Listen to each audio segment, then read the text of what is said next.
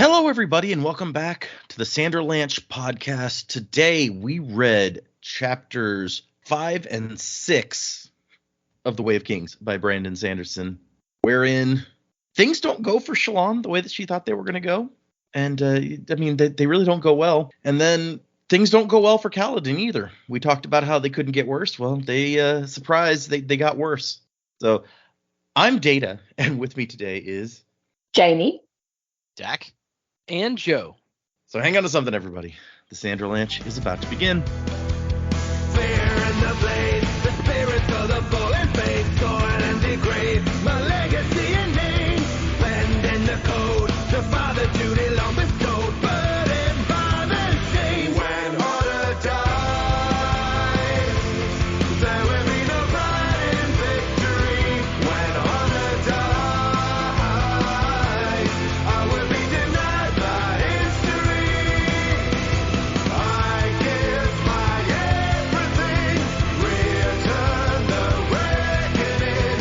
Glare of the ghost fills my eyes. When honor dies. So yeah, we read 2 chapters this time, but before we get into those, I want to we're gonna break the mold a little bit. We're gonna break from tradition, and there's an email that I want to put up front that to discuss at the beginning of the podcast because it's kind of it's kind of relevant to Oh my god. the podcast as a whole, and I want to get your guys' opinions. So Wait, what's happening? somebody joined the Discord the other day and was like, "Hey, does anybody know how I can get in contact with Data to like give some feedback on the podcast?" And people are like, "Well, I mean, there's the email address that gets said every episode, and although that's it, apparently it's really common for people to maybe just tune out by the end of the episode because there are a lot of people who are like, "Hey, is there an email address for them or whatever?" And I'm just like, "Why do I even do it? Why do I even do this every episode?" But anyway, and then they're like, "Or you could just talk in the Discord. Data is here." So. Yeah. He set this up. This person, Clint, emailed and says, "Hi guys, I want to thank you for creating such an entertaining podcast. It's been awesome to take this Cosmere journey alongside you guys. I'm reading the books in a different order than you guys and thought it would be no issue as I planned on simply skipping the episodes of books I haven't read. I recently listened to your final episode of Warbreaker read and was excited to hear your thoughts on it. Unfortunately, one person mentioned a major spoiler for the Lost Metal, and that left me pretty bummed out. I understand that you give spoiler warnings, but I wasn't really expecting to be spoiled on a completely different book/series. I'm not asking for much more than a little carefulness when mentioning events from other books, and the only reason I make this request is because I do enjoy listening and following along with you guys. I'm very excited for you to read The Way of Kings and hope you enjoy it as much as I do, and that's it."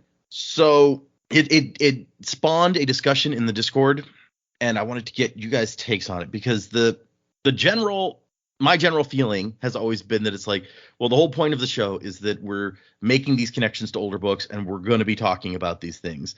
And we've mentioned on the show several times that it's like, spoilers for things that you haven't read. But it's something that's occurred to me several times over the last year, especially when people email and like, "Yeah, I skipped the Elantris episodes because I haven't read that yet," or "I'm going to go back and listen to these things later after I've read it." And it kind of came to a head on this one when someone's finally like, "You spoiled the end of the Lost Metal for me." And so, I don't know. What do you guys think? Is there anything that we can do to like address those kind of concerns without just like changing the whole point of what we're doing? So here's how I see it. So the issue is two-pronged in my opinion. The first is these people that are skipping around in the podcast, that's not how our podcast is meant to be listened to, in my opinion. My opinion is if you were going to listen to our podcast, you should start at the beginning. That's what I would do with any podcast that I would listen to. That's my expectation for anybody who's going to listen to our podcast, is that they're going to start at the beginning. My other thing is we could make arrangements, but this person admitted themselves that they don't even know how to get in touch with you, so they don't listen all the way through the episode to the emails section. And so the normal thing that you would do in a podcast like this is you would make a timestamp code on the description of the episode saying, "Hey, during this time, during the episode, we talk about this thing," right? But if somebody's not even listening all the way through the episode to hear when the email section is or what our email address is, I doubt they're going to read the description of each episode. So I really don't feel like this is something that's on us. I feel like we could add the time codes if we wanted to be nice. I feel like that's a easy way to kind of take care of this, but it's really I feel like it's on the listener to decide whether or not they're going to actually listen to a podcast or just jump around. So, I mean, that's how I feel about it. I don't mean to offend anybody or alienate anybody that wants to listen to us, but I also don't think it's our job to make sure things aren't spoiled for people when the only things we talk about are things we've already talked about on our podcast. It's not like you're bringing in a bunch of information that we've never talked about and then putting it into the podcast. Yeah, and that's one of the reasons I wanted to bring that up now. And honestly, if it had come up, I would have done this on our first episode of The Way of Kings, because I expect that Stormlight, we may get new people listening now that we started Stormlight who are like, oh, I like Stormlight, I want to listen about that. So this would have been a great discussion to have like 3 weeks ago or whatever. But we're still early on. Hopefully, I haven't spoiled anything for anybody. So I want to try to get this going. So yeah, you have some good points. I pretty much agree with everything Jerry said. I do think this may sound selfish or arrogant, but it is the truth of the matter is this podcast is the journey, our journey, the three of us through the Cosmere for the first time, and the order that we have taken. So like we're not just we're not scholars reading Brandon's books and picking them apart. Like, we are experiencing it for the first time. We are connecting what we're reading now to what we've already read previously. So I do think that anything we have read previously is fair game for discussion of any point. And if that is some of the more recent books, then sorry, but if we've read it, like, it's going to come up for discussion. I mean, half the time, like, when we mention something from previous books, like, it can come out of nowhere. We don't even realize, oh, that connects to this. And we'll say something that could potentially be construed as a spoiler. So it's going to come up. And I think if we try and stifle that, it will stifle some of the discussion that we're having. So I understand people like saying, oh, I haven't read that book yet, so I'll save those episodes. But the fact of the matter is, like, once we read it, there's every possibility that it will come up in discussion again later. So, like, with how connected the universe is and how we're actually actively looking for possible connections. Yeah, I agree. It would be hard to not. Yeah, like, I am sorry if we spoil some stuff for some people, but I think ultimately, like, we are going through this in a certain order and connecting what we have read to what we are reading. So anything we have read previously is fair game for discussion. I'm more than happy to put spoiler warnings up and just say, like, in this episode, we would spoil the ending of The Lost Metal, or we talk about such and such. And, like, yeah, sure, like, we'll bring that up. Yeah. But, like, we could even, and if we mark down what we've discussed in the podcast that could be spoilery at the end of the episode, then we could just record while we're still recording. We could say, we could do like, hey, guess what, guys, in this week's episode, we do talk about XYZ. And then you could just cut that and put it at the front of the episode if you want. That's true. I that is one of the things that I'd considered, is doing that. But part of the issue, at least for me with that, is I don't always remember where some of this stuff is from. If we're talking about Harmony and something Harmony did, it's like, which book did, or was it not even a book? Was it like a Word of Brandon or an annotation that I read you guys that brought this piece of information in that we're using to theorize? And our Words of Brandon or annotations, are they spoilers? They're kind of spoilery, maybe. So even like tracking what things we're spoiling each episode, I feel like it's kind of difficult. Yeah, and again, I don't want to make anybody not want to listen, but at the same time, like Dax said, like, this is our journey through the Cosmere. Of course, we want to invite people along, but why don't you start at the beginning with us? Even if you've already read that stuff, or if maybe you don't want to read that just now, take a break from our podcast and come back. Yeah, let's make. And also, it's not going anywhere. Yeah, and it's like, I think the burden, because of how prolific Brandon is, how much we've already read of his, I think the burden for us would be too large in order to either A, try to steer away from spoilery type conversations, or B, try to mark every single one that we have. Because it could be an offhand comment where we're drawing comparisons and being like, yeah, this reminds me of this part of this other book. So, like, yeah I get it, but at the same time, someone suggested, like, before they say something spoiler, they could be like, hey, I'm about to spoil this. And someone else was like, no, that would completely break the flow of the show, and like it wouldn't work. You would assume I would remember to do that, because exactly, I just ramble like a motherfucker. Yeah, look, I think the guys have got some really good points, and I completely agree. I think Dak and Joe both said it. This is our journey through the Cosmere, and Data guiding us through that. And I mean, apart from, I guess, like, big spoilers of, hey, this is how the book ended. I think that sometimes we don't even really know if we're going to spoil something. Like, we could just say something and so it doesn't really tie in that much. But then for other people, it's big spoilerific. So I'm really sorry that your experience, is it Clint? Yeah, Clint. Yeah, like, no one wants to have the book ruined for them. And I'm sorry if we did that. Still read it. I think you'll still love it. But yeah, we do. It is hard. I reckon we could probably put something at the start of the episodes to go, look, we do talk about the end of the Lost Metal or something like that. But just generally speaking, comments wise, I think it'd be really hard to keep a track of. And we definitely don't want to like lose or alienate any of the listeners. Thank you for coming with us on the journeys. But yeah, I guess it is and it's something that we've spoken about before, is that we're not spoiling future things that we haven't read, but if we have read it, it's fair game. So right. I suspect they didn't actually say, but I suspect in this case it was somebody mentioned Lost Metal spoiler.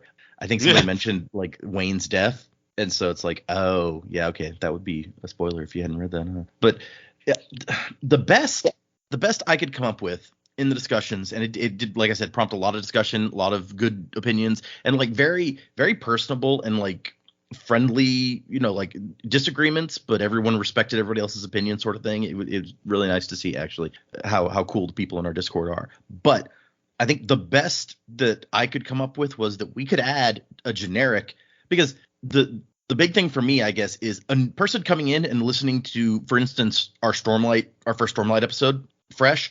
They wouldn't have heard any of the previous warnings that, oh, by the way, we're going to spoil stuff that, like, everything that we've already read is fair game. And it didn't occur to me hey, we might have new listeners, especially in this episode. Maybe we should mention that again. So we could put like a generic, just add to the opening spiel. By the way, this podcast will be spoilers for everything that we've read already. We don't even have to list out everything. It could be like, just FYI, go and look. If you haven't read some of the stuff we've already read, then you could be spoiled. But I don't know that on every single episode that's even useful, because on the one hand, as somebody already meant, as Joe I think mentioned, it's like you're gonna gloss over it. Like people gloss over the email address all the time at the end of the episode. Something that kind of standard and for me, I don't think is going to impact necessarily. Maybe a first time listener coming and finding a random episode for the first time might recognize that and be like, okay, I'm out. And then every other person who listens, who's not that one person who's listening for the first time, we're just adding pointlessness to the beginning of the episode for them. So I don't even know if that's a good idea. Yeah, Maybe I mean, it's too late. It's probably too late now that we're through what we're through. But at the start of each new book, you could go and talk about. So if anyone was joining for the first time for that book specifically, presumably would start at the beginning of that book. If you're already a listener, then you already know what we're talking about. But if you're just joining for that book, like, you're not going to come in midway through the book. And now I realize that now we've started our not last book, but definitely series. Big I feel series. Like the journey for Stormlight, we've already missed the boat on that.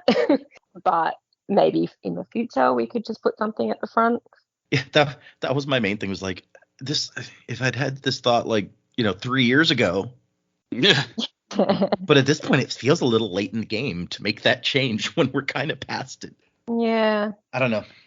I mean, well, let's look at it this way. This is we're talking about Stormlight, but this is our first Stormlight episode where we had mentioned spoilers from a different episode, or excuse me, spoilers from a different book, because we did mention the same spoiler once again in this episode. Right. Yeah. So maybe this time, episode, so. right? Maybe this episode is the one to do it. So here you go. Hey guys, it's Joe from the Sanderlands here. Thank you guys for tuning in. We appreciate you listening so very much.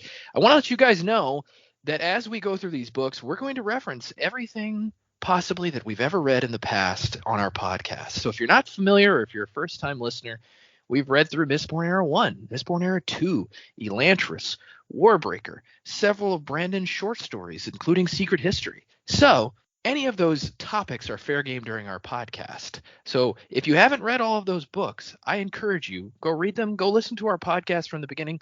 We'd love for you to take this journey with us. Thanks for listening. Also, Hey. White Sand. I think you missed that one. I said several short stories and other things. I didn't think of that as a short story, but yeah, maybe you're right. yeah. Great We get the do-up. picture. It's easy for people just to go through the episode listing, because the title of every book is in like The title.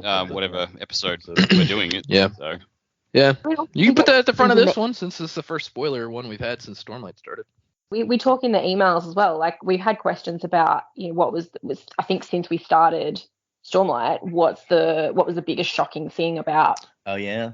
Warbreaker? So we then talked about all the end of Warbreaker, which is not a series, but while we're not bringing it up in our general conversation, we do get people asking us about comparisons and thoughts. And then we definitely, spoiler alert, spoke about Blush Weaver's death and who. Oh God, my memory of characters' names, like the main guy that was actually Vasher. Yeah, I knew it started with a V.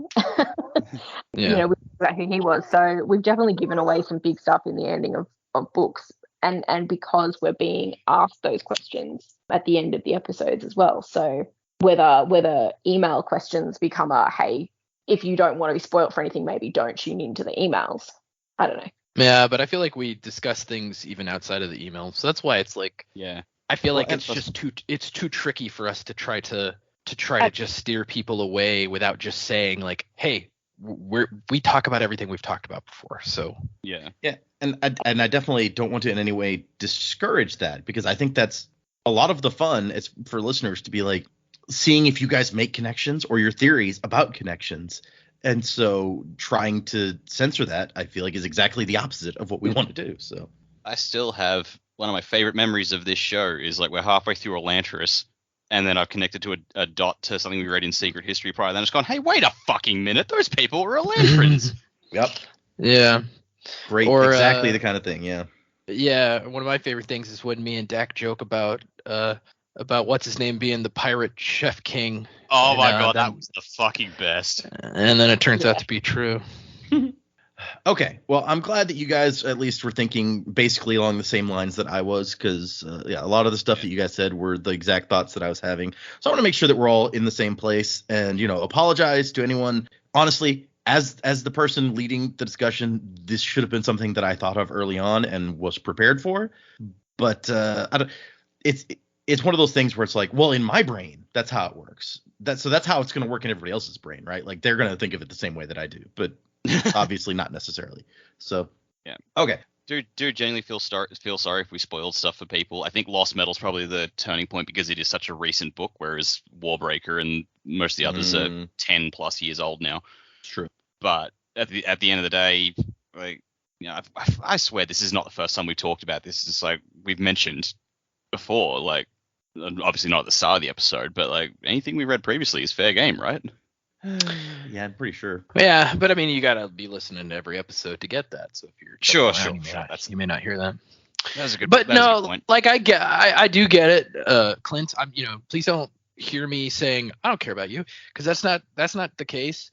Especially with Lost Metal, you're right. Like that is a very recent book. It came out last year, and we didn't even know that we were going to read it that soon. Data had to read through it real fast. Yeah, Data had to read through it real fast to make a decision on whether or not we were going to read it at that time. And it just so happened that he thought, yeah, this is a good time to read this book. So that was a different experience even for Data, because previous to this, he had read everything that we talk about on the show more than once, I feel like.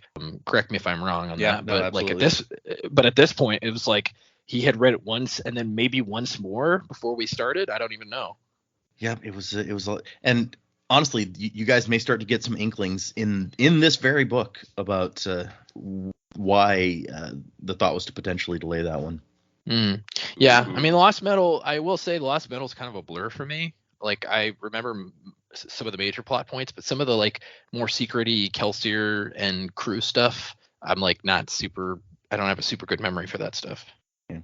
Okay, well, we've established now for anyone listening that this is how it works, and so probably my main encouragement is going to be, if you're worried that we might potentially spoil something, then put the show on pause, come back when you've read whatever you're worried about us potentially spoiling.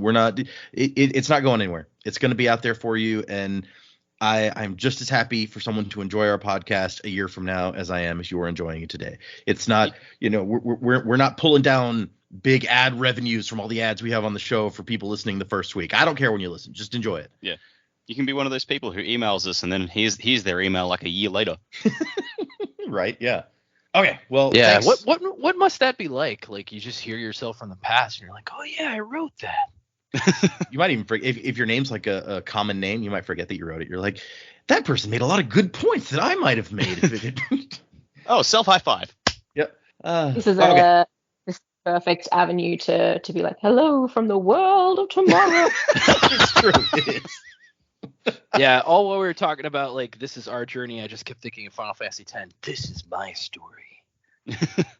You tell him, was Yuna Yeah. that or, yeah, okay. I was about to say. No, it's Titus, but then Spoonie makes the joke that it is actually Yuna's story and that It is totally Yuna's story. Titus does not deserve. Anyway, sorry. We've taken away from the actual episode long enough. So thanks everybody for bearing with us. I apologize if we spoil anything for you. Hopefully we've kind of sorted out where we're gonna stand on that. I'm still not sure if it makes sense to put a generic thing like Joe did at the beginning of every episode, or maybe just the first episode of a new book. We can think on that. But anyway, moving Just on. put it at the head of this episode, then make a decision later. Yeah, I right. mean, maybe that's something to throw to the Discord. Yeah, no, that was part of the discussion that we had in the Discord, and I feel like the majority were kind of on the same page as we are. So it's good to know that other people thought the same way also, I guess. Yeah. So what did you guys think of these two chapters, going back to the chapters of sadness, as I will call them? Yeah, well, I mean, it sucks to be Kaladin, doesn't it? Yes, it does. Yeah. That poor guy. That sounds just horrific. And I just remember thinking when they put him up the front, I was like, oh man, this can't be good. Whatever's about to happen to this guy is going to suck. Like if this didn't suck already, it's about to get suckier. Yeah, I really hope things turn around for him. And I like that his Windspren friend is still around, someone to watch out for him. But man, I hope things look up. And Shalyn, I quite enjoyed her interactions with her, hopefully to be mentor, but was also super pleased that she's got her own agenda happening. I feel like we got a little glimmer of something more going on with her, and I think she's very cool. I'm stoked to read a bit more about her. Yeah, things sort of not exactly going the way that was planned, but sort of going the way things were planned. Yeah, I like it. And it was good. I kind of sort of like she's exactly where she needs to be right now. I'm really curious as to why she wants the names. Seriously, my brain is Soulcaster. gone. The Soulcaster, why she wants that, and why did her father have one? And yes, I have lots of questions there, but looking forward to seeing where that's going. Yeah, at this point, I like Shallan's story at this point, and like you said, I'm there's all sorts of stuff that I'm like, ooh, I want to know more about what, like after the reveal at the end of her chapter, it's like, oh, okay, this is getting interesting. I want to know more about this. Kaladin's story at this point, it's kind of like, I'm sad. Like I don't. Oh, it just sucks. Like it just sucks, and I'm prepared that he's got like half a book of just it sucks before anything looks up for him, but it's just bad. I just feel for the guy. At this point, you're kind of just going, you know what? I hope you get some relief, man. When you're lying there going, don't wake me up. Just leave me here. Like, poor thing. Yeah, and honestly, it clearly sucks to be all of these guys who have ended up on these bridges. So we don't know any of the other ones personally enough to, be as sad for them as we are for Kaladin. But this is not a place to be. No, you definitely do not want to be at the battlefront. You don't want to be a bridgeman. I was with them. I was like, oh, they're going to go build some bridges. Cool. That's not terrible. Oh no. And we saw them all like eating their slop and dirty and not happy. And I was like, I get the feeling these guys aren't lumberjacking outside. Like this is bad. Yep. I like you're just like, I'm prepared for it to go on for a while and be sad, but fingers crossed that maybe that's not what's going to happen. Yeah, I do hope things turn around for him. I think he's a really interesting character. He's got so much more knowledge. When he's like, oh, well, that could cure that person, that could help with that. I'd suggest it, but I don't like you. I think he's got like a bit of wit, but he's smart. He's obviously good on the battlefield.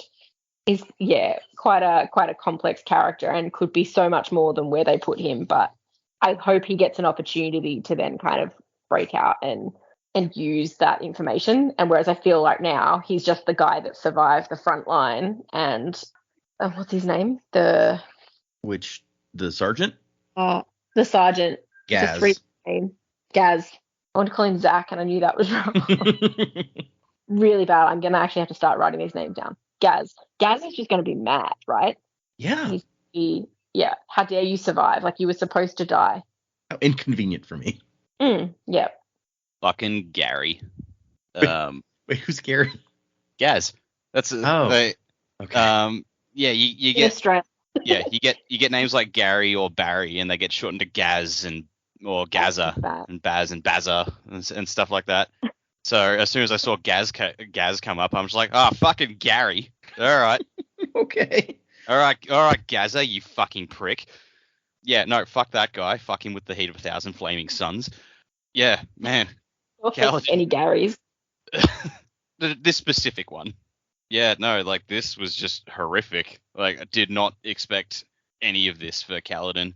This section was really well written because I was just spent the whole time horrified, just going, what the fuck is this? And everything he's going through. The poor bastard next to him, who seemed like a genuinely good dude, just dying unceremoniously.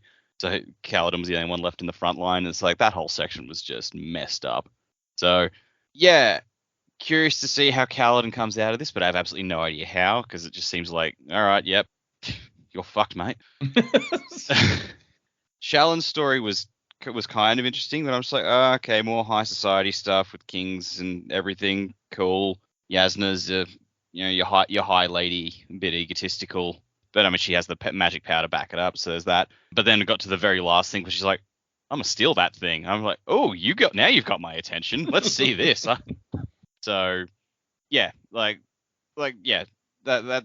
section was like, yeah, it's kind of interesting, but not quite grabbing me. And then she threw out, I'm gonna steal it, and I'm just like, cool, I'm all in on this now. Let's see what you do. It's like, oh, I'm with you now. Okay, yeah, let's robbery. That's the way to Daxheart. Well, no, I feel like we've seen quite a lot of high society politicking and living and shenanigans in the last few books. And it's like, all right, cool. Let's see some thieving. Yeah. Okay. No, I'm on board with that. I mean, thieving is where we got our start back in Mistborn: The Final Empire. So yeah, my mind did go there. I'm just like, oh, we haven't had a proper crime arc in a while. But she seems so new to all of this that I'm just like, are you going to be able to do it though? Come on.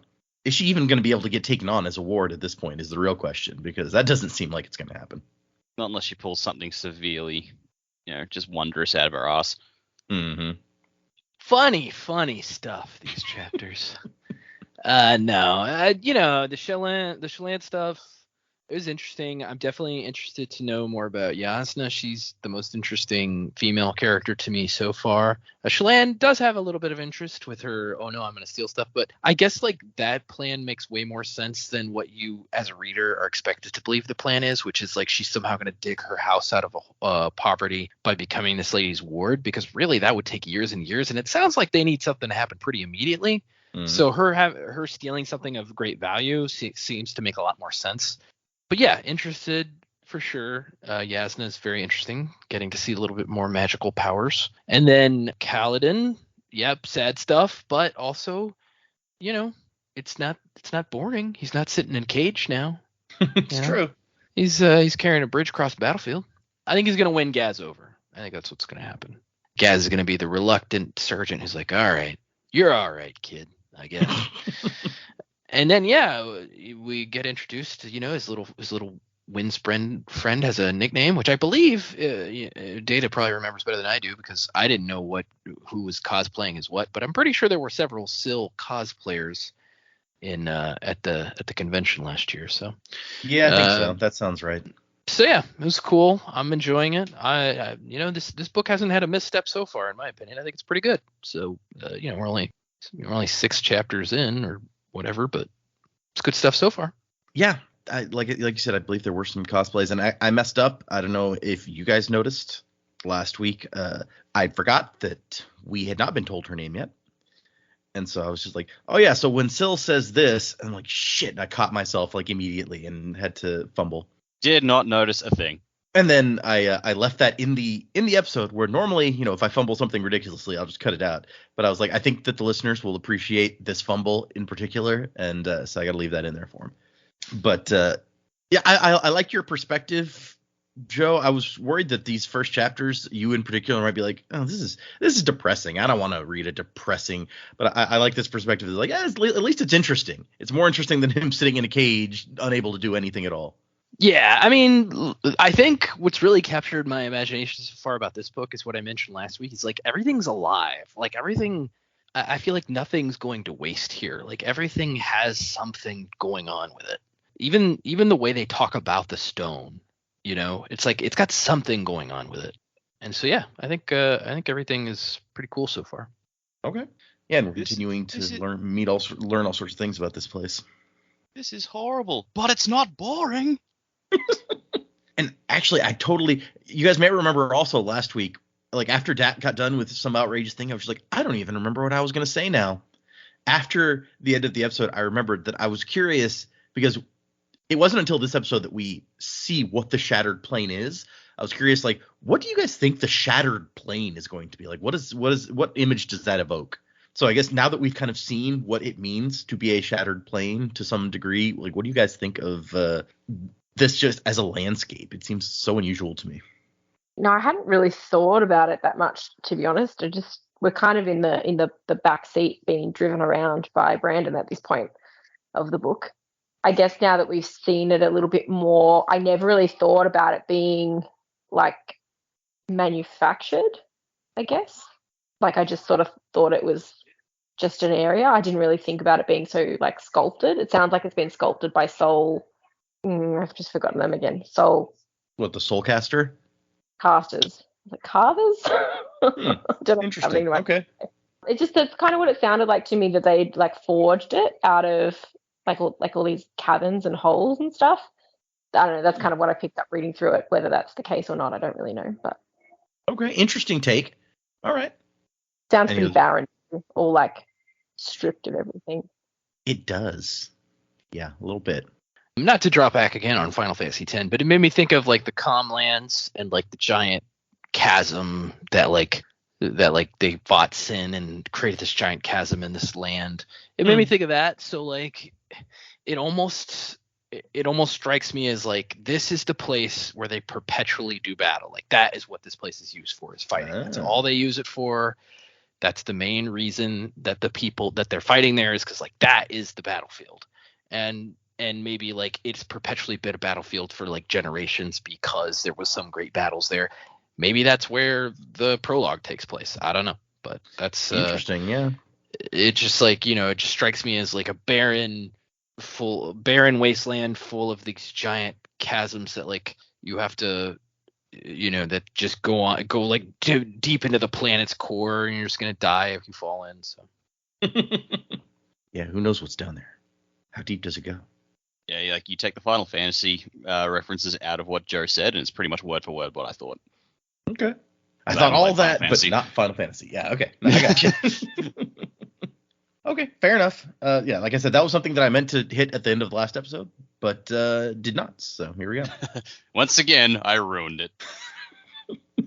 No, Dak saved it. Question last week. If you had asked that question last week, I don't know, in my head, I had just like a big grassy field that they just all were going to battle on. I don't know. I didn't know really what to expect, but we'd seen so many of the like Spren coming out. I just assumed it was going to be like this big open field that was not like as grim. And I don't know why it was sort of a pleasant, peaceful looking place to me, even though I knew it was going to be for battle. It was weird. You're like, yeah, I don't know what to do with the shattered part, so I just took the plains part and went with that. Exactly, and just go with it, Okay, nice. But I guess if it's shattered, that's why you have a whole bunch of chasms and things. That's why you need all the bridges, I guess. Yeah. Okay. Well, I guess let's get into these. I think we've gone like an hour now without actually starting the book. So, chapter 5, it's called Heretic, and the I almost said prologue. Jeez, the epigraph. I have seen the end and have heard it named, the night of sorrows, the true desolation, the Everstorm. Subject was a dark-eyed youth of unknown origin. So, all right, that's helpful. So we meet Yasna for the first time. I'm gonna call her Jasna sometimes because that's how I've always thought about it in my head. I'm trying to fix it. And she's just like, oh wow, she's really pretty. I did not expect her to be so pretty. Also, Shallan's like, she's just stupid tall. Why are Lethe so freaking tall? She's like, I just thought she'd be like this ugly spinster. How else could one picture a heretic well into her mid-30s and still unmarried? Oh God, her mid-30s. Okay. Wow. That's quite a statement. Mm-hmm. But you have to remember back to Elantris, where Serene was an old spinster because she was like 25 and unmarried or something like that. So we're improving? Question mark. Yeah. Well, look, I don't want to throw this on Brandon, but it sounds like he's into child brides, is what I'm. Oh. Wow, that's a take. All right. Nah, I'm just joking. I wouldn't assume that. When the average life expectancy is like 38, I guess. Okay, that's fair. And so she comes up and finds Yasna in conversation with a man wearing the Cabranthian royal colors of burnt orange and white, which makes me look like a UT fan or something. And it takes her a little bit to realize who she's talking to. Yasna is talking to the king of Kharbranth, which, as she points out, like it's an independent city-state, while Yasna is the sister of the king of one of the most powerful nations on the planet. So in measure of real power, she may be more powerful than this guy, but still, this is the king. And we see the soul caster, which is 2 rings and a bracelet connected by several chains holding a triangular group of gemstones across the back of the hand. So it gives you a nice description to kind of picture what this looks like. Reminds me of, if anyone's a Stargate SG-1 fan, they've got like the gold hand device. And we find out this is identical to the one that she and her brothers had found inside her father's pocket, or coat pocket rather. So right away, it's like, oh, hey, there's some more stuff going on here. Of course, you don't know what a soulcaster is quite yet, so I guess maybe that doesn't seem super relevant at this point. And so Yasna is warning this the guy that we will find out is the king. It's like, you realize that the devotaries will have an unfavorable reaction to this. And the king's like, oh no, yeah, I know, but you don't need to worry about me. She says, the Ardents have much sway here, your majesty. He's like, no, it'll be fine. And then she's like, okay, can we put this on pause for a second? I have to go talk to this person. And he's like, oh yeah, go ahead, you do you, as we're walking to wherever we're going. And so Shallan is worried she's going to be mad because it's taken her so long to catch up. And Yasna is not upset about that. She's like, oh no, that's my fault. I didn't know where I was going to be when I first talked to you, so I just had to leave notes as I went. I'm impressed by your tenacity. Perhaps I will allow you to petition me for a place as my ward. And she's like, wait, what? I thought that this was a done deal. And she's like, oh, no. I gave you permission to meet me, which is already me being way generous, clearly. I'm just that cool. But a wardship is, a whole other thing. That's going to require more. I need to know more about you before that. And so she wants to know about Shallan's existing education. And some of this stuff is stuff that even to us should be pretty obvious. Like she talks about music. How good are you with music? And she's like, well, I'm good with the voice, but I can play the zither and the pipes. And then as they're walking down the hall with the king nearby, Yasna's just like, okay, well, sing this thing for me. She's like, what, really? Right here? Yeah. Okay. And we find out she speaks some languages: Alethi, Thaylen, Azish. What about your writing? I know all of the major, minor, and topical glyphs and can paint them calligraphically. So can most children. So, yeah, man, she's got opinions, this lady. Yeah. Shallan's like, well, I've kept a journal since I was a child to practice my writing skills. And she's like, great. If I need someone to write a treatise on their stuffed pony or give an account of an interesting pebble they discovered, I shall send for you. Which, damn, girl. Okay. Hey, man, that pebble stopped a revolution. Yeah, don't be like that. It's my pebble. But I do like, she's like, well, I wrote you a letter and it was persuasive enough to convince you to meet me. And Jasna's like, yes, that's a good point. It took you long enough to make it. But yeah, okay. And then she's asking about, she starts asking about people. Like, have you read this guy's books or this guy's books? Or Shaka daughter Hasweth, which there's a name formation. And Shallan's like, no. Didn't Szeth have that kind of name? Szeth, son of something like that? Yes, he did. Good catch. That is an indication that person is from the same place as Szeth. Yep. Although this is Shaka daughter Hasweth, and he was Szeth's son Volano, so a little bit different. Maybe his dad wasn't cool enough, so he has to go by his granddad's name. It's like Yeah. Worf being from the House of Moog. Yeah. Also, I caught one of the names here was Noah Don. And I'm like, oh, you've mentioned a podcast about finding Noah Don. I think he's Or something. following Noah Don. But yes, Following- good, yeah. good catch there. That maybe that guy will be relevant later. Who knows? Well, if enough people are following him. Yeah. There's just a whole podcast named after the guy. I'm sure he's no big deal. There we go, spoiling stuff. I'm gonna blame who was it, Justin from Always Another Podcast. It's his fault. He spoiled this. This is what I That's get true. for letting him like into the show even that much. How dare he? That's a joke, Justin. It's okay. I'm pretty sure I've mentioned the name of that podcast before, but I like to blame him better. It works out for me. And I like when she talks about like, what about history? And she's like, well, I mean, I read all the history books that were in my dad's library. Okay, well, what were those? And she's like, well, this one set of books. And she's like, barely worth the time spent scribing them. History is the most important of the literary subarts. Oh, shit. When did this woman become my dad? Well, Joe got a degree in history, and I minored in history, so we probably agree with that to some degree. I would think. My undergraduate degree's in history. Nice. My dad worked as an historian for many years, so. Ah. Yeah. And let's see. So yeah, they go back and forth a little more. Do you know this? What do you know about that? Blah blah blah. And then eventually Shallan's just like, look, if you expect me to be able to solve Fabrasen's conundrum with a wave of my hand, you will be disappointed. And she's like, well, don't I have a right to make reasonable demands of my potential students? And Shallan's like, okay, your demands are about as reasonable as the ones made to the 10 heralds on Proving Day. With all due respect, you seem to want master scholars as your ward. I might find a pair of 80-year-old ardents in the city who will maybe fit your requirements. And Yasna's just like, do you speak with such pique to your parents as well? Shallan, we established before, has a bit of a smart mouth. So This gave me real like Pride and Prejudice vibes. I never saw such a woman. She would be a fearsome thing to behold. There is no one that could live up to this standard. Seriously. yeah. Yasna's basically like, well, your mom should have taught you better than this. And she's like, well, I mean, my mom died, and also my stepmother died, so I'm on my own at this point. I'm trying to work this stuff out. And Yasna's like, well, maybe you should just go back to your dad and see to his estates rather than wasting my time. And then we find out that this is the 12th young woman to petition her for wardship this year. So she has no problem rejecting you.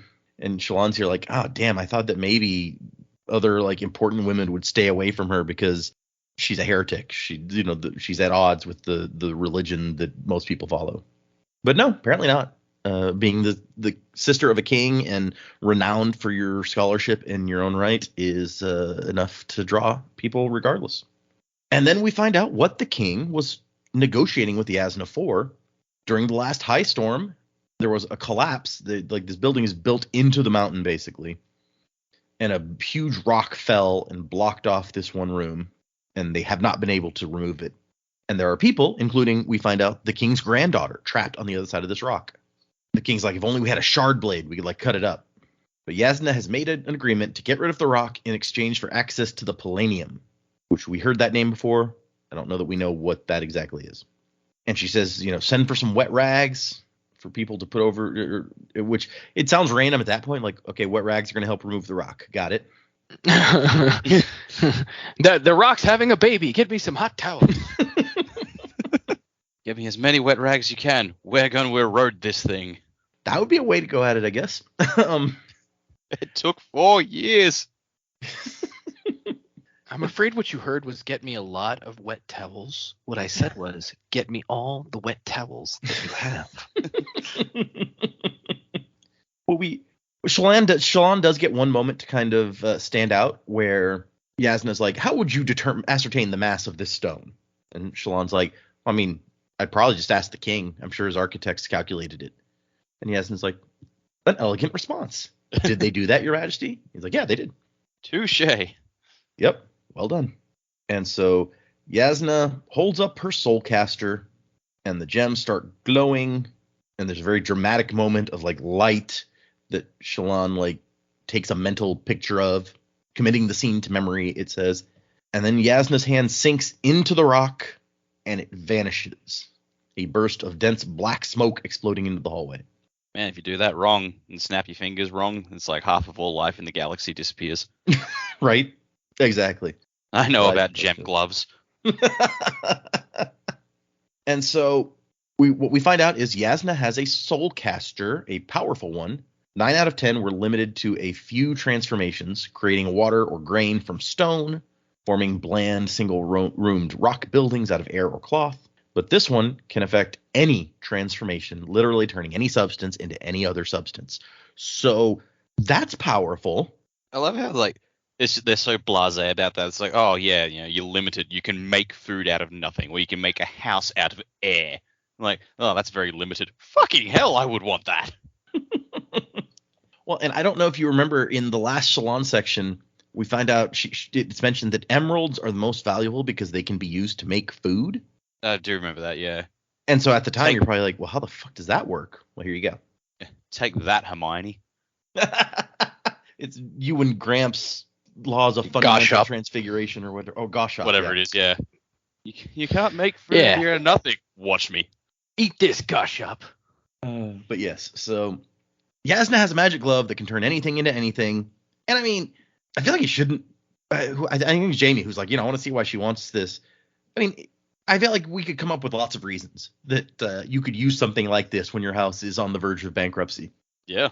Even just going around selling the service of turning one thing into another would probably net you a shit ton of money. I guess I was more curious as to whether did she or someone in her family actually have the ability to use it, or is she Mm, stones? Because obviously it's worth a lot. I don't know how you could go about selling them, but did something like her father's break or something and swap I don't know. right? Yeah, she has one that belonged to her dad, and so if she wants another one, there must be a reason. Hmm. Yeah, fair point.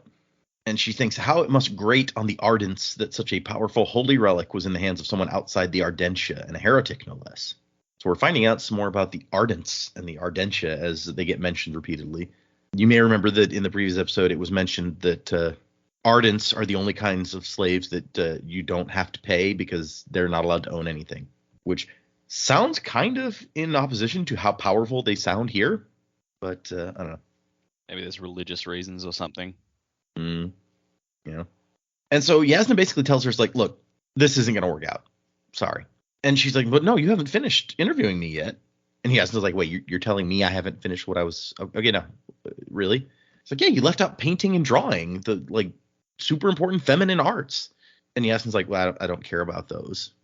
But these are like what Shalon is really good at. So Shalon's like, but no, but. She's like, but my portfolio. And Yasna's like, no. Yasna turns into every government department. It's like the visual arts are frivolity. Fuck you. Yep, exactly. Schools don't need art classes. What has Music, art done for us lately? Excuse me while I put on my favorite movie. And so Yasna's just like, okay, well, I want to go to the Palladium now. That deal that we had. And the king's like, well, we're going to have a big celebratory feast. My granddaughter was saved. And she's like, yeah, well, I don't have time. I have stuff to do. He's like, I mean, okay. All right, more feasting for me. Make And sure so- you grab those succulent virgins I saw on the way in. We're gonna feast on them. Wait, what? What? Shalon is just thinking like, me from 6 months ago would have just started crying at this point. Like I've spent 6 months chasing this woman in 5 minutes here, and she's like, nah, see ya. But Shalon's just like, this is too important. I cannot take no for an answer here. And we find out that she wants to become Yasna's apprentice, essentially. Not for the education, not for the prestige, but to learn where she kept her soulcaster, because Shalon was going to steal it. The end of chapter. And then we get a tiny map, a charcoal rubbing of a map of Sadius's war camp, as used by a common spearman. Scratched is what my book says, on the back of a palm-sized Kremling shell. So we get a little map of what a war camp looks like, even to the point of up here at the top is where the Shattered Plains are. And then chapter 6, Bridge 4. And the epigraph is, I'm cold, Mother. I'm cold. Mother, why can I still hear the rain? Will it stop? That one doesn't sound particularly weird to me. Maybe it wasn't raining. I don't know. Sounds scared, pretty Dave. weird to me. Yeah. Daisy. A 6-year-old female light-eyed child. All right. And we're back to Tavlakov, Which when Dax said like fucking Gary or whatever, I was like, is he talking about Tvlakov? Because really, it's kind of Tvlakov's fault. But No. Like this. Remember last time? This is Crazy Vaclav from Crazy true, Vaclav's yeah. Place of Automobiles. yep. I went back and watched the clip when I was editing that episode, and he's like, it will go like 13 hectares on one Single tank of kerosene. of kerosene. And I was like, but a hectare is like a square unit of measurement of distance. Like, how does that work for That's driving a the car? I joke. don't understand, but okay. Yeah, it's the joke. It's genius. But yes, so they're he pulls the slaves out, lines them up. Everyone told stories of that night when the Parshendi tribesmen had murdered King Gavilar nearly 6 years ago. So that's what this war is about out here, to avenge the king. And Kaladin's like, yeah, you don't mess around with the mercenaries when they're around real slaves, because they get like this need to look impressive and make it seem like they're important. I believe that is what the young people call big dick energy now. And Kaladin is like, yes, maybe I can get like a spear into my hands. Maybe I can face the enemy again. That's what I want. And here comes a light-eyed woman who is probably of the 4th or 5th Dawn, D-A-H-N. That's a wife and scribe to one of the camp's officers. And so she's inspecting the slaves. And she's like, yeah, most of these guys suck. Like, what am I going to use them for? They're too dirty to put into the kitchens. And that this is her negotiating posture to negotiate down from 2 emerald bromes ahead to something more reasonable. I feel like he goes down fast, too. He goes down 25% instantly, like maybe 1.5. Yeah, I think Kaladin had the measure of him. He's kind of desperate. Yeah. But then we get to Kaladin, and she's like, okay, now here, this one's more interesting. And then she tells him, like, take off your shirt. Do a little dance for me. No, she's not. It's not Magic Mike. But Yeah. Take off your clothes. I won't hurt you. and he says that he was from Amaram's army, a citizen second non. And Tvlakov's like, once a citizen. And the lady's like, oh, you got that danger glyph, huh? Where I come from, slaves that deserve those are just executed. And so he tries to make up a story that he got drunk, killed a guy. It was he made some mistakes, but I can use a spear, put me in the army, I'll be good. You know, you won't regret it. And then Tvlakov's like, he's a deserter, don't listen to him, he's lying. Also, he's escaped a bunch of times, and honestly, he may have contaminated all the men in his wagon with talk of escape. We really need to know what the fuck happened on that battlefield if he became a deserter. Yeah, like he did not seem like a deserter, right? Yeah. But yeah, so Calvin's like, damn it, I should have torn up that guy's map. Like, I could have been in a good place if only I'd like gotten him on my side instead of, you know, being a jerk. Could have been a contender. And so she's like, okay, for your honesty, I'll buy them anyway. Point me out the ones that you know have been contaminated. We need some new bridgemen. And so yeah, they're like, yeah, take those 10 to the bridge crews. Tell Lamoral and Gaz that the tall one is to be given special treatment. And so they're like, oh yeah, we're gonna be building bridges. That's not so bad, right? And some of the rest of the slaves get sent out to like chop down wood or whatever. Some even get sent to the kitchen, despite her saying they're too dirty to go to the kitchens. There's Parshmen out here, you know, working, carrying. And he's like, I mean, they're fighting Parshmen. They're really just, they have them in their camp also, but nobody really seems to think of Parshmen as people. So they get to this place where there's these carpenters. And he's like, oh, we're going to be woodworkers, huh? You're joining the bridge crews. And here's a bunch of dirty guys sitting around looking depressed, wearing leather vests. And they're like, hey, here's some new recruits, Gaz. That one over there, special treatment. And Kaladin keeps trying to be like, you know, I have military training. I was in High Lord Amaram's army. And Gaz is like, yeah, nobody gives a shit. Why are you still telling me this? Nobody cares at all. And then before anything can be explained, there's a chorus of horns. And Gaz is like, Stormfather, Bridgeman, up, you louts. You're in Bridge 4, he tells Kaladin. Go over there. Everyone else, you guys wait. I'll divide you up later. And so there's a big 8-foot wide, 30-foot long wooden bridge, and they carry it.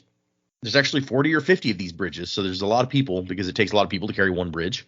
And Gaz, when they walk up to Bridge 4, and Gaz is like, where's your bridge leader? And one of the guys goes, dead. Tossed himself down the honor chasm last night. Can't you keep a bridge leader for even a week? Well, now that we see what they do, I'm not surprised that nobody lasts that long. It's like, oh my god, this horrible, like, like utterly humiliating and dangerous task. It's like people would rather kill themselves than do this. What the fuck? Honestly, I assume some of them get killed during the bridge runs, but yeah.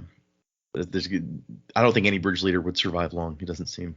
So 35 to 40 men per bridge, and there's handholds, but it's hard to see, especially when you get stuck in the back like Kaladin does. And so they just run.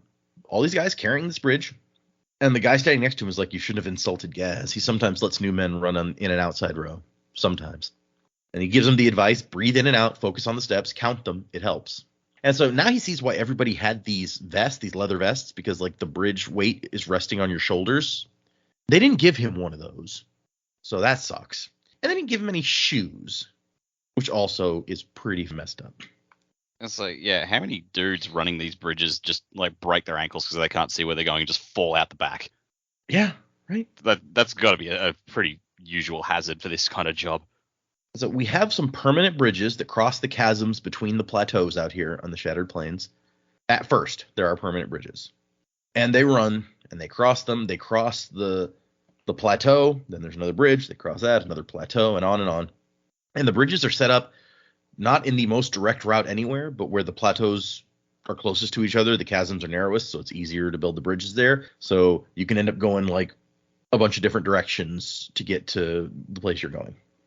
And finally, they get to where the permanent bridges end, and Gaz yells, lift, drop, push, and they use their bridge to bridge the next gap between plateaus, and then they collapse from the hours of running with this giant bridge, and the army marches across the bridge. And then somebody important goes by, and Kaladin's like, is that the king? And he's like, no. If that was the king, that would mean we were in Bright Lord Dalinar's army. The best of men, the most honorable shard bearer in the king's army. They say he's never broken his word. And Kaladin's like, yeah, I heard that before. And so, yeah, Kaladin thinks that now that they've bridged this gap, they're going to turn around and go back. And the dude's like, oh, no, you're not done. We are not even close to done, because this is just one chasm. They need to go over a lot more.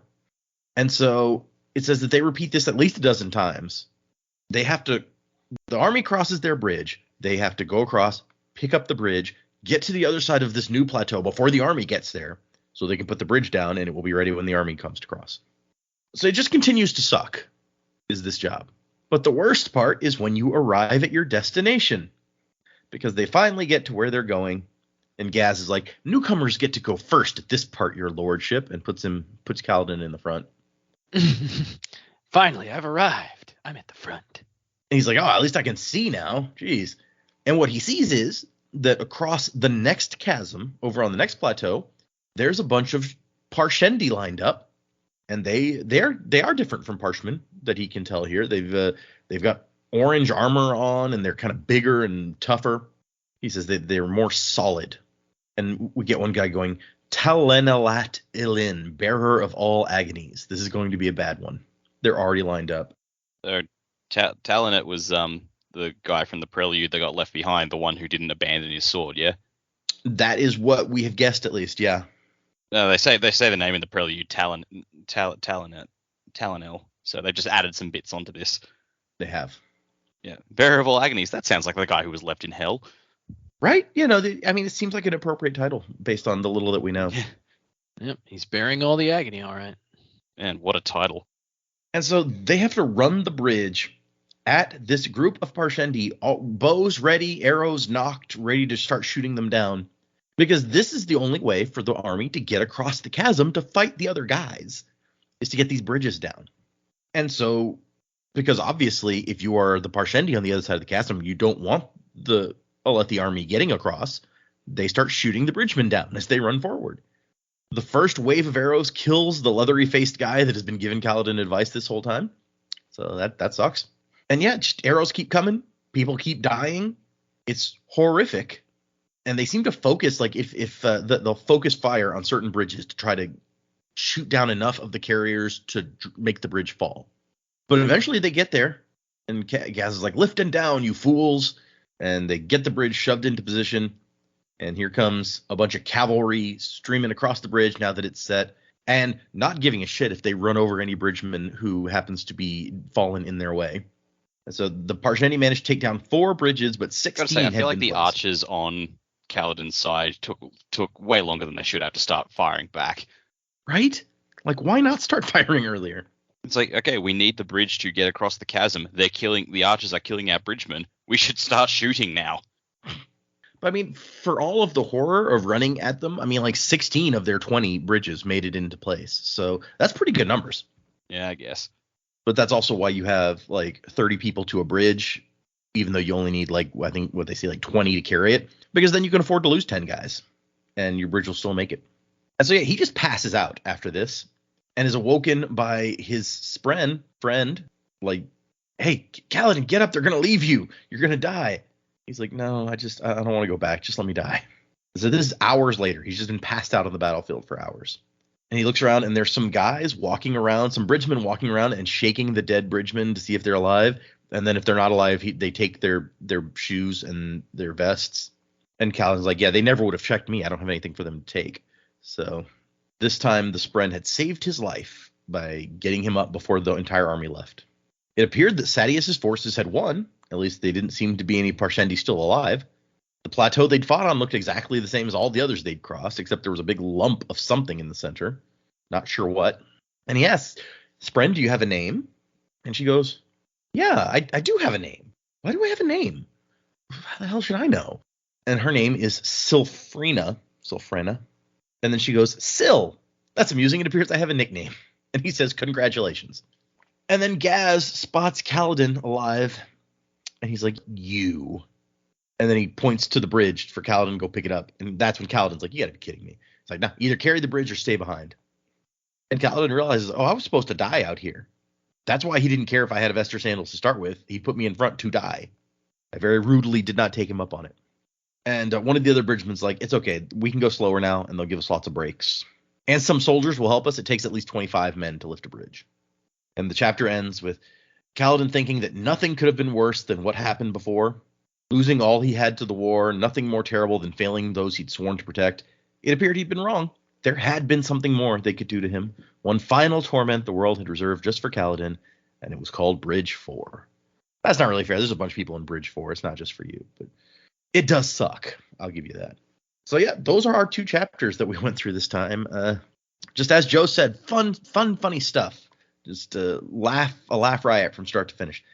Predicaments, though. Where are we going from here? What's going to happen with our 2 characters, at least, that we've seen, we're getting to know so far? Yeah, look, I'm definitely predicting more comedy in the next set of chapters for sure. Yeah.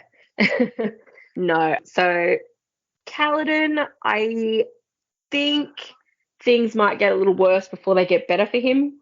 He seems, for lack of a better term, pretty well rock bottom at the moment, but I still don't think his surviving his first go with Bridge 4 is going to give him any points. I think with Gaz, it's probably going to get worse before it gets better. I do hope that longer term he's able to kind of prove himself and work his way into a better area. Maybe to work into a better area, something catastrophically bad has to happen to the army before they'll let a marked slave that's considered dangerous anywhere near proper battle rather than just holding the bridge. I don't know. Maybe he'll help some soldiers on the field, but I reckon he's got a couple more Bridge 4 runs in him before something good happens to him. Shallan, I don't know whether she's going to annoy Jasnah enough to then make her accept her as a ward. I feel like there's going to be some more involvement between those 2 characters for a little while. Obviously, she's running down the corridor to be like, well, I'm gonna annoy you until you give me what I want. But we already know that she doesn't really respond well to tantrums and speaking out of turn. So I don't know how that's really going to go for her, but I hope she gets a little bit more, I guess, covert. I'm really curious to see what her plan is to be in place if she doesn't get taken on as a ward. I don't know how she's going to steal it. I don't know what she needs it for. They found the Soulcaster in her father's pocket. I assume when like once he had died. So there's no ability to sort of ask questions there. I don't feel like we know enough about that magic just yet to sort of make decisions, but I'd be curious to know whether the stones were the same or if everyone had different stones. She made a comment that like breaking open or transforming the rock was going to like cost a ruby or something? There was Yeah, she said a valuable focus stone. I think she may have said a smoke stone, but I don't recall for sure. Yeah, maybe the stones in the dad's soul casters have been depleted. So maybe it is functional, but it needs more empowered stones, perhaps. And stealing another soul caster would be able to do that. I don't know how easy it would be able to come across those particular stones to make that work or that level of power. But yeah, my first instinct was that they needed the stones to do something with that. But there's also then levels of soulcaster as well, which it sounds like she's pretty high up at the moment. So I feel like if the dad was so talented as well, then that would probably be a known thing. Maybe they're a family of thieves. Maybe they stole their way to a higher standing or something. And well, obviously they're having to repair their reputation and pay off a whole lot of debt. So who knows? Maybe the dad stole the soul caster. I mean, like father, like daughter. That would be an interesting, yeah. Yeah, I don't know. I'll fix all my problems by stealing this soul caster. Oh wait, it doesn't work. Well, better go find another one. I like your thought. It's like, is she going to be able to annoy Yasna into accepting her? Like, does Yasna seem like someone you could just annoy until you get your way? I don't know. Yeah, given I just don't think she would respond well to that, given how she took to her, or some comments that she made about Shallon's plight. It was like, well, you didn't throw a tantrum, so that's good. Like, I feel like her patience is probably, or her tolerance is quite low. So she's going to have to figure out another way to worm in there. Like, be annoying, but not so annoying that she doesn't just move on and not tell you where she's going. Yeah.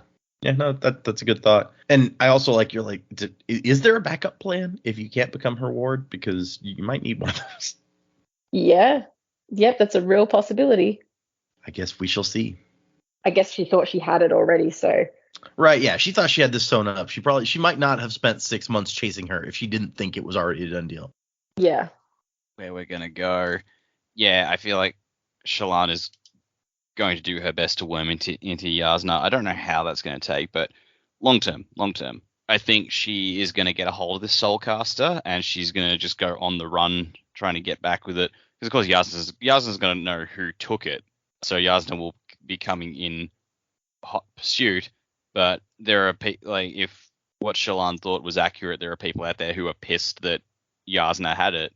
So she'll probably Shallan will probably have Yasna's enemies coming after her as well, seeing it as an opportunity to get the damn thing back. So yeah, I look forward to to the chase.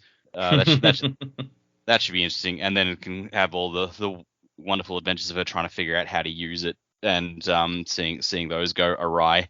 So that'll be fun. Kaladin, I get the feeling Gaza is gonna hang him out to dry again. I actually had the thought, it's like maybe he'll get captured by the Parshmen somehow. Like Gaza thinks they'll kill him, but like the Parshmen for whatever reason decide to just take him along. And so he's like, oh great, first I was a slave, then I was a bridgeman, now I'm a prisoner of war captured by the Darth Maul looking folk. And then to his surprise, they actually treat him better than his own people did. You know, it wouldn't take much for them to treat him better than his own people are treating him. That's a fair point. It's a very low bar to meet, but nonetheless, I like the idea of doing that because I want to know more about these people. Oh, the Parshendi? Yeah. Yeah. We know very little of them except that they had Seth murder the king at the beginning of the book. Yeah, and in my head, I just picture them as like a race of Darth Mauls. No, yeah, I can kind of see it with the whole marbled red and black look. Yeah, no, it makes sense. Red and black skin going on. I mean, yeah, that's really the only description we've gotten. They apparently wear orange armor, so that's an additional description we got today. But cool. Doesn't really fit Darth Maul. I don't think he would wear orange armor, but maybe. I mean, you know, whatever. You do. Maybe if he had a sense of some goddamn style. Black robes are done, man. No, who was it? What was it? It's an Elantris where we find out how ugly Orange is. Yeah, that's right. Oh, good times. Says, and then the Sunlit Man, isn't that orange or is it red? I don't know. I haven't actually gotten the book in my hand yet. I haven't book either. The book itself is red. Okay. Also, Fair enough. the trim on the pages is black. Ooh. Very, Yeah. very nice. Ah, well, Shallan, I think she's gonna still have some. She's gonna somehow ingratiate herself with Jasna. Either that, or just keep chasing her around. And then maybe she's gonna find out that she actually does want to learn stuff from her, especially if she sees this magic power go on. And yeah, I think Jamie made a good point. It's like, even if you get this thing, like, are you gonna know what to do with it? So, like, are you just gonna sell it? Is that all it is? It's just a piece of equipment that's valuable, so you're gonna sell it because you know it works. But I don't know. Since the one they found on their dad doesn't work, it made me think that maybe if it was his, that like somehow it dies with the bearer. So maybe it's like attuned to the person that wears it, and it can't be like reattuned. But I don't know. So yeah, I don't have a lot going on with Shallan that I know about. Yeah, I think, but like I said earlier in the episode, I think Kaladin's he's gonna win Gaz over somehow. And whether that's just because he keeps surviving or because, he's kind of, it's funny, Kaladin as a bridge carrier guy is kind of in the same boat as the kid from like the first chapter. He's in a combat situation where he doesn't know what's going on. He has no idea how this works. He's now experienced it. And if his past is any indication of his ability to learn and do things better, I would guess that he's going to become the best bridge carrier that they have, and then somehow raise himself through those ranks. Although I would say a certain amount of it does seem to be luck, because if you're on the front when they're shooting arrows, you just kind of have to get lucky, because it's not like you can jump out from under the bridge when they're shooting at you, which I think he kind of made that point. It's like he'd always been good in combat, but this was like he's just charging in as like a pig to slaughter. Like there's nothing he can do to make his situation better in that instance. But maybe he'll come up, maybe being so good at the job, he'll come up with some super fancier way to do it, which will protect the guys doing it better. I don't know. That's just a guess, a predicament, if you will. But yeah, I'm like I said, I'm a big fan of this book so far, even though we're not that far in. It's keeping my interest, and so I'm very excited to read the next section. You make a good point about the being like we learned that Kaladin was the only guy on the front line of his bridge not to die this time. So yeah, it's it is luck of the draw. Although people always said back in the army that he was lucky. He was storm blessed, so maybe that's why he survived. Ooh, yeah, maybe that's it. Maybe this wind sprint's been falling around his whole life, and he just didn't know. She makes him lucky because it was. He's got the reason, some of Vin's luck. Yeah, well, he was the wind sprint was the reason that he even got up out of the rock floor, or rock ground to begin with. Otherwise, they would have left him behind. So it's true. I'm glad that you're enjoying it. Like I said, going in, I was like, I'm worried the show might be like, no, this is depressing me. I don't want to read this anymore. So I was just thinking, I'm like, okay, let me cover what the predicaments have been today. So Jamie thinks Shallan is collecting Infinity Stones for her gauntlet. That's what Dak thinks that Kaladin is going to make friends with a bunch of Parshendi and hang out with them. Also good prediction. And Joe thinks that this is going to turn into like the Kaladin and Gaz BFF show. So all interesting possibilities. Let me see. For next time, we'll just hit that. We're going to read 2 more chapters, 7 and 8. And before you get to thinking that it's going to be short, small numbers of chapters all the time, in the next episode after that, we're going to read 6 chapters. So there. Good goddamn. So prepare for that. So yeah, 2 chapters for next time, 7 and 8.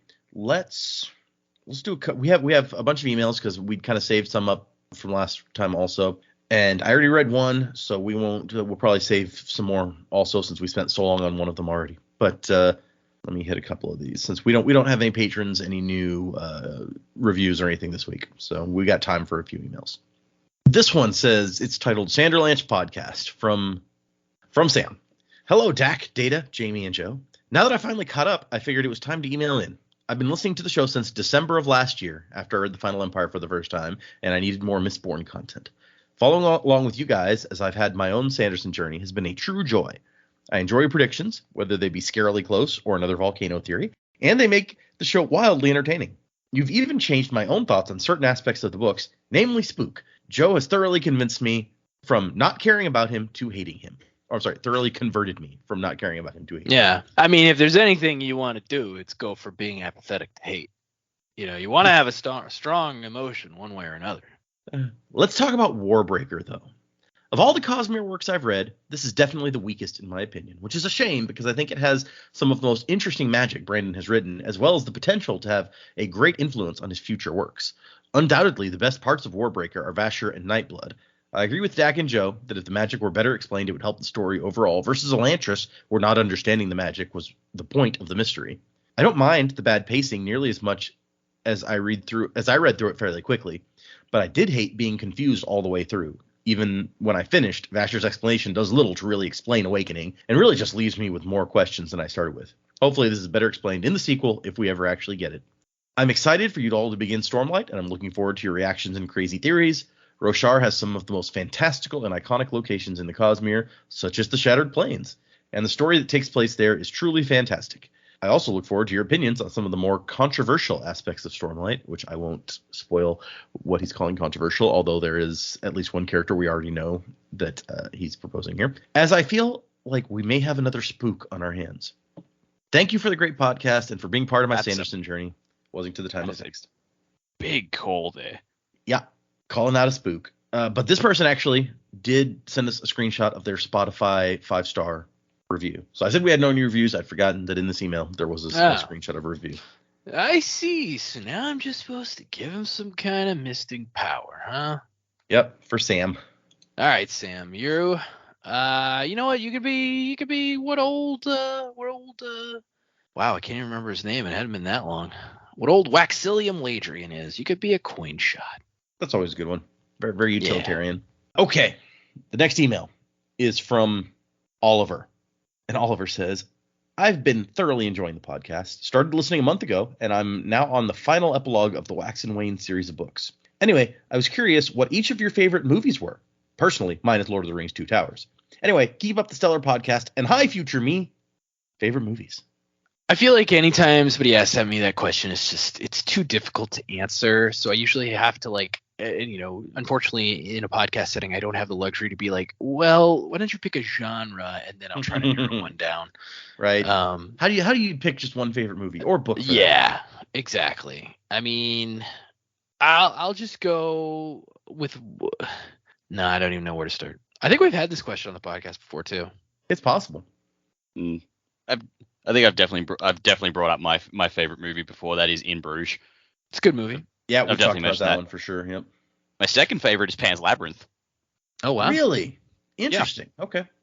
Very different movie. Yeah. Yeah, and I feel like I've had different favorite movies at different parts of my life. You know, so if I'm gonna pick one, I go to my wall of movies because I still have a lot of physical media. I would say I wouldn't say it's going back and rewatching it. I wouldn't say it's a fantastic movie. Let me rephrase that. I wouldn't say it's the most amazing movie ever, but it is a fantastic movie. I say the reason I'm picking this one is because it had a really big influence on me when it came out.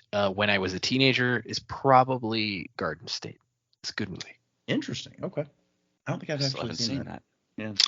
It's definitely like a thinking, kind of deep, depressing kind of movie, but as a teen who's very angsty, it fed my soul. Sure. That's fair. What do you got, Jamie?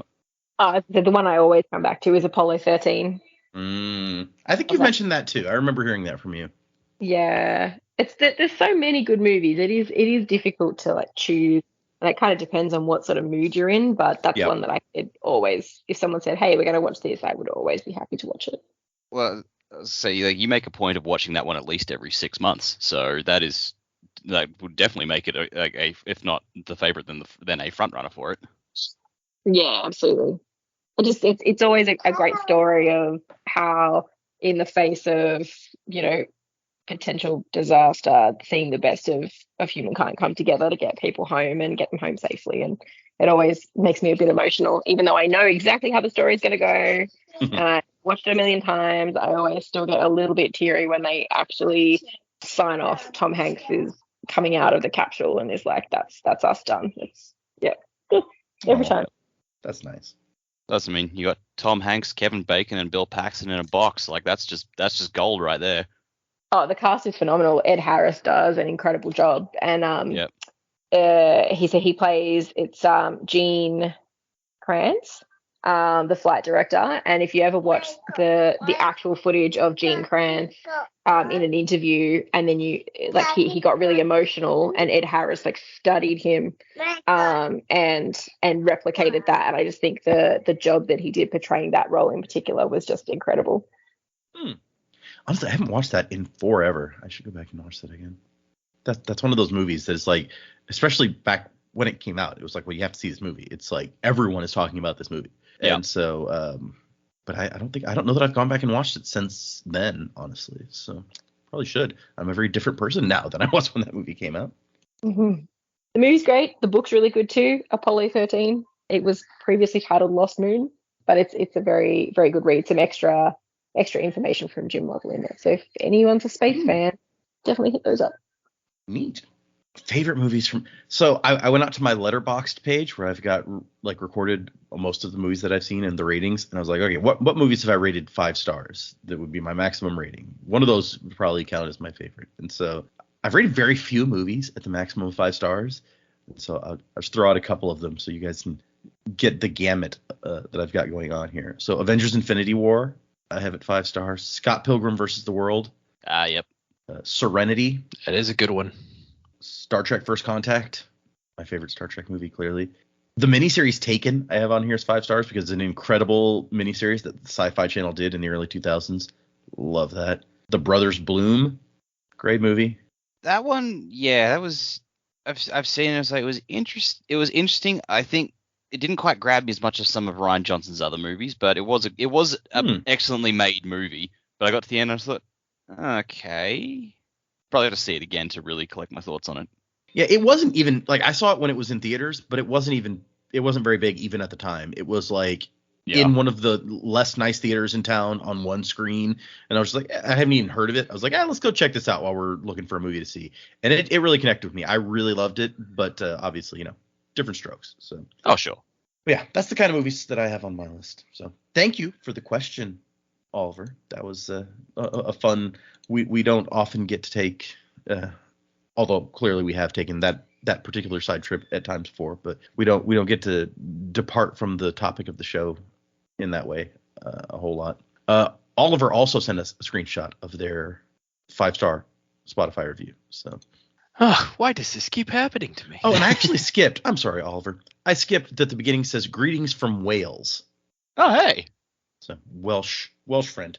That's cool. Our origin is Welsh as well. Back in the way back. I'll take your word. Yeah, we're Welsh. Just so you know. We're Irish, Scottish, Welsh. And so, you, my friend, from Wales, you can be a thug. Look it up. All right. Let's do one more email, and then we'll wrap it. This one is from Steph, and it's titled Newish Listener. Hi, Sanderlanche crew. I've been listening to your podcast for the last couple of months, and I'm now about halfway through your Warbreaker episodes. I found this podcast when I decided to reread all Cosmere works, and it is fantastic. I enjoy this show too much, as I've tried to pace myself so I don't run out of episodes too quickly, which is impossible. Keep up the good work. This podcast always puts me in a good mood. Listening to the time of next. Colo? From Steph. That's always fun to hear. Thank you. Yeah, it's cool. You really chugged through those episodes as well. Right? Yeah. And that's with trying to pace yourself, apparently. So. Yeah. You have to pace yourself. Carbohydrate is important. Pasta is good. Yeah. Rat race. So yes, thank you guys. If anyone wants to send an email like those folks did, the address is thesanderlanche@gmail.com. We're on Instagram and X and Patreon, where my reactions to The Sunlit Man are going up. I actually need to edit another one of those for Tuesday, or there won't be anything up. And I'm bad. I've fallen off of. I read I've read through chapter what? Let me look. I've read through chapter 21 of I think there's 50 some odd chapters in that book, and I got distracted by things, so I need to go back and do some more. And then I accidentally spoiled myself on a detail from that book because our good friend Reynos / Reaper on the Discord was reading through himself, and he has his own little thread that's his read through, and I did not mute it in time despite knowing that he was going to get past me because I hadn't read lately, and I got spoiled on something by having that Discord topic up. My own fault. I knew better, but so that'll teach me to actually just finish reading the book when it comes out. Usually I would be done with the book instantly, more or less. I would read it in a day or two, but when I have to take time out to sit and record my reactions, it slows me down. So yeah, that'll do it. 2 chapters for next time, 7 and 8. Music by Miracle of Sound, and Wasing to the Time of Next. Colo, P.S. Vasher, Crab at Thee. I remembered it that time. Yay! Gotta say that Crab at thee. Crabs Ahoy was pretty fucking funny last time. Was it Crabs Ahoy? Listeners, do you prefer Crab at Thee or Crabs Ahoy? Let us know. Because he screwed it up and said Crabs Ahoy by mistake. Yep. Okay, thanks everybody. Bye.